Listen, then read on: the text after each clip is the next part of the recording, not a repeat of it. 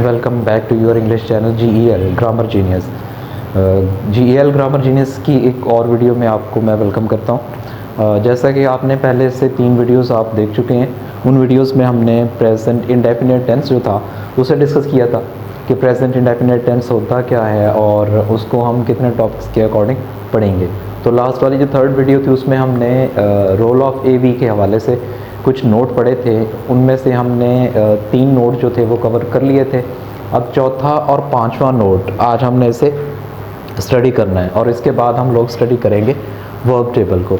ये मैं short duration की वीडियोस बना रहा हूँ जिसका मकसद सिर्फ और सिर्फ स्टूडेंट्स को वो अवेयरनेस देना है ताकि स्टूडेंट्स ज़्यादा से ज़्यादा इंग्लिश लैंग्वेज को लर्न करें और इसमें इंटरेस्ट जो है ना उनका वो डेवलप हो सके। मेरा सारे का सारा मकसद ये है कि आप जितने भी स्टूडेंट्स हैं वो सब लोग इस वीडियो को देखकर इंग्लिश को लर्न करने की तरफ आएँ, because English is very comprehensive and easy language of the world. One of the easiest language of the world is only English language. So without wasting time let's start our lecture. जैसा कि हमने पहले lecture में cover कर चुके हैं कि हमने रोल ऑफ AV को पढ़ा था कि उसके रोल होते हैं डिफरेंट। 3rd वाला हमने लास्ट वीडियो में पढ़ लिया था। अब 4th वन हमने स्टार्ट करना है। नोट 4 में हमारे पास है कि V5 और V2 के साथ नॉट लगाने के बाद V5 और V2 को हम V1 में तब्दील कर देते हैं। प्रेजेंट इंडेफिनिट है, उसमें हमने 5th form of verb use करनी है।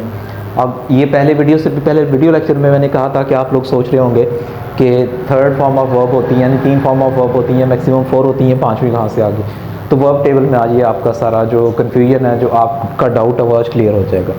तो हमेशा याद रखना है प्रेजेंट इंडेफिनिट जो सिंगुलर होता है और पास्ट इंडेफिनिट, इनका जब भी हम नेगेटिव बनाते हैं, नॉट लगाने का मतलब क्या होगा, मनफी बनाना। तो इनमें जब भी हम मनफी बनाएंगे तो इनमें V2 और V5 जो होगा उसे हम किस में तब्दील कर देते हैं, V1 में। जैसे एग्जांपल देखिए, she goes to college. Goes क्या है, 5th form of verb, SES लगा हुआ है इसके साथ। जब हमने इसका नेगेटिव बनाना तो हम लिखना है शी डज़ नॉट गो। हमने यहाँ पर गोज़ नहीं लिखा, अब क्या लिखा हमने, गो। तो इसका मतलब हुआ कि V5 और V2 जब भी मनफी बनेंगे, इनका नेगेटिव बनाया जाएगा तो ये किस में चेंज हो जाएंगे, V1 में। She does not go to college. ये तो था नोट नंबर 4। अब आ जाए नोट नंबर 5 पे। जो नोट नंबर 5 है हमारा, उसमें ये कहता है कि वर्ब टू बी कमज़ोर वर्ब होते हैं, इसलिए इनके साथ हर हालत में नॉट लगाया जा सकता है, चाहे ये मेन वर्ब के तौर पर इस्तेमाल हो या हेल्पिंग वर्ब के तौर पर। ये दोनों जगह सेम लिखा गया, चाहे ये मेन वर्ब के तौर पर इस्तेमाल हो या HV। यहाँ पर हमने इसको क्या करना है, HV, हेल्पिंग वर्ब। चाहे ये मेन वर्ब के तौर पर इस्तेमाल हो, ये बात आपने याद रखनी है अभी कि हमारे पास ये जो वर्ब टू बी हैं, वर्ब टू बी नीचे लिखा हुआ है मैंने, वो भी आपको बताऊँगा। इन्हें कहा जाता है वीक वर्ब। वीक वर्ब्स का मतलब क्या होता है कि कमज़ोर वर्ब होती हैं। अगर ये किसी सेंटेंस में आ जाएं तो ये चाहे मेन वर्ब का फंक्शन परफॉर्म कर रहे हो या हेल्पिंग वर्ब का, इनमें दोनों हालतों में क्या आ सकता है, नॉट आ सकता है। वर्ब टू बी होते क्या हैं, is, am, are, was and were. Is, am, are, was and were, ये 5 वर्ब होते हैं। Is, am, are, was and were, ये हमारे पास क्या कहलाते हैं, वर्ब टू बी। जैसे she is a student. Student क्या हमारे पास नाउन है, तो नाउन से पहले जो भी वर्ब होता है उसे हम क्या कहते हैं, मेन वर्ब। लेकिन इसके साथ she is not a student. अब हमने पढ़ा था 1st नोट में कि कभी मेन वर्ब के साथ हम नॉट नहीं लगाते, लेकिन लग सकता है कि इनके साथ वर्ब टू बी, वो कौन से, वो 5 है, is, am, are, was, were. She is not a student, she is going to college. अब यहाँ पर इज़ क्या है, हेल्पिंग वर्ब, गोइंग क्या है, मेन वर्ब। यानी कि इज़ क्योंकि वीक वर्ब में आता है, वर्ब टू बी में आता है, जो कि वर्ब टू बी कैसे वर्ब है, वीक वर्ब है। इनके साथ हर हालत में हमने नॉट यूज़ कर लेना, चाहे ये मेन वर्ब के तौर पर इस्तेमाल हो, चाहे ये हेल्पिंग वर्ब के तौर पर इस्तेमाल हो। अब हम चलते हैं अपने नेक्स्ट कॉन्सेप्ट की जानिब, जो कि हमारे पास है वर्ब टेबल। अब ये वर्ब टेबल क्या चीज़ है, ये इसे मैंने अपनी जो 15 ईयर्स टीचिंग एक्सपीरियंस है उनको बुरे कार लाते हुए ये चीज़ मैंने लिखी है। अब वर्ब टेबल से ही सारी इंग्लिश बनेगी, ये मेन पॉइंट आपका, इसलिए मैंने शॉर्ट सी वीडियो बनाने का सोचा था। अब देखिए, वर्ब की टेबल में हमने पहले ब्लॉक बनाने 1 2 3 4 5 6 एंड 7 ब्लॉक्स बनाने। First verb to be, first form of verb V1 stand for first form of verb, V2 second form, 3rd form, 4th form and 5th form. अब गौर करें, वर्ब टू बी पहले कौन सा tense है, present. Present कौन सा, plural, जमा के तौर पर। और V2 past, no singular no plural. V third tense नहीं है, टेंस की क्या है, एक लिंक है। कौन सी लिंक है, परफेक्ट टेंस। और वी फोर क्या चीज़ है, कॉन्टिन्यूस। ये भी कॉन्टिन्यूस को टेंस नहीं होता, बल्कि क्या होता है, टेंस की एक लिंक होती है, कॉन्टिन्यूस।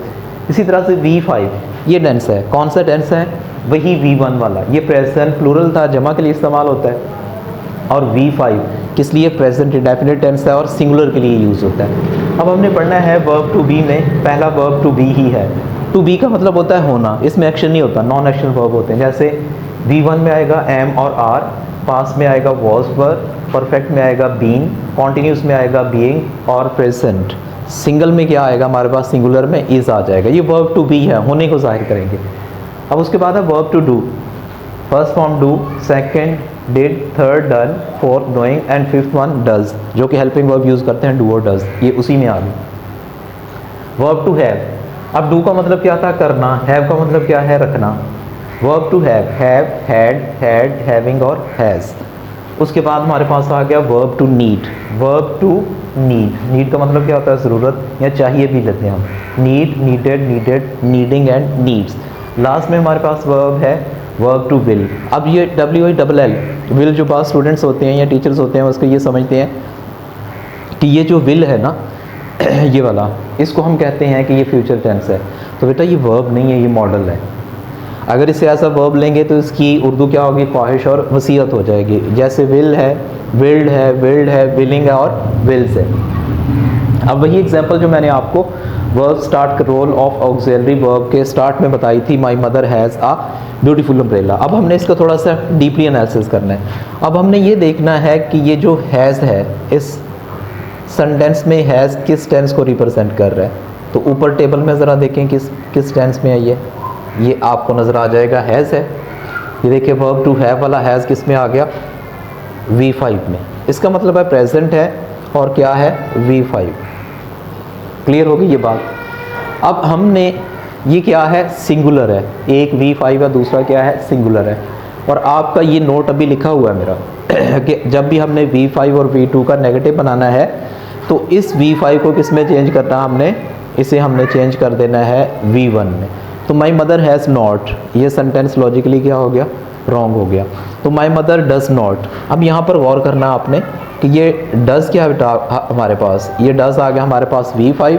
तो अब जो नेक्स्ट फॉर्म ऑफ वर्ब है वो डबल इस्तेमाल नहीं हो सकती, मतलब कि दो form of same form of verb एक ही सेंटेंस में दो दफ़ा इस्तेमाल नहीं हो सकती। जैसे ये देखिए डज क्या किसको शो कर रहा है, सिंगुलर को, V5 को। तो नेक्स्ट हमने इस हैज़ को, हैज़ देखें किस में है, V5 में है। हमें V5 को किस में चेंज करना है, V1 में। उसी ब्लॉक में आ जाए, V1 में क्या है, हैव। क्योंकि डज नॉट तो कुछ लोगों को समझ में आ गया होगा, कुछ लोगों का या स्टूडेंट्स की ये कन्फ्यूजन होगी कि ये हैज़ हैव में कैसे चेंज हुआ। तो हैज़ बेटा दो कॉन्सेप्ट आप माइंड में रख लें। एक तो जो अभी मैंने यहाँ पर आपको कॉन्सेप्ट दिया है कि V5 और V2 किस में चेंज होते हैं, V1। अगर ऐसे समझ नहीं आती तो ये सिंपली डज कौन सी फॉर्म ऑफ वर्ब है, फिफ्थ फॉर्म ऑफ वर्ब ना, सिंगुलर के लिए यूज़ होती है। और हैव कौन सी फॉर्म ऑफ वर्ब है, फर्स्ट। क्योंकि यहाँ पर भी फिफ्थ और यहाँ पर भी हैज़ लगा देते तो दो फॉर्म ऑफ वर्ब सेम एक ही सेंटेंस की एक ही लाइन में आ जानी थी, जो कि लॉजिकली गलत होना था। इसलिए वहाँ पर नोट लिखा हुआ है जी, जो इस साइड पे मैंने लिखा हुआ है कि जब कभी भी हम V5 का नेगेटिव बनाते हैं तो किस में चेंज होता है, वो V1 में चेंज होता है। इट मीन्स कि ये जो हमारे पास सेंटेंस है सेकेंड वन, ये क्या है, राइट है। अब देखिए my mother does not has. अब ये देखिए हैज़ भी क्या है, V5, डज भी क्या था हमारे पास, V5। तो दो सेम फॉर्म ऑफ वर्ब इस्तेमाल नहीं हो सकती, इसलिए लॉजिकली ये सेंटेंस क्या हो गया, गलत हो गया। सो आज की एक शॉर्ट सी इस वीडियो में बस अब तक के लिए इतना ही। उम्मीद करता हूँ कि आप लोगों को ये वीडियोस पसंद आ रही होंगी, ये लेक्चर्स के जितने भी पार्ट्स मैं दे रहा हूँ वो आपके लिए इन्फॉर्मेटिव होंगे। अगर आप में से किसी को भी वीडियो बहुत अच्छी लगती है, उससे आप इन्फॉर्मेटिव पाते हैं, तो उसको आपने लाइक करना है, सब्सक्राइब करना और सबसे बढ़कर ज़्यादा से ज़्यादा स्टूडेंट्स के साथ इसको शेयर करना है। तो आपसे मुलाकात होती है इंशाल्लाह फिर नेक्स्ट अगली वीडियो में। तब तक के लिए अल्लाह हाफिज़।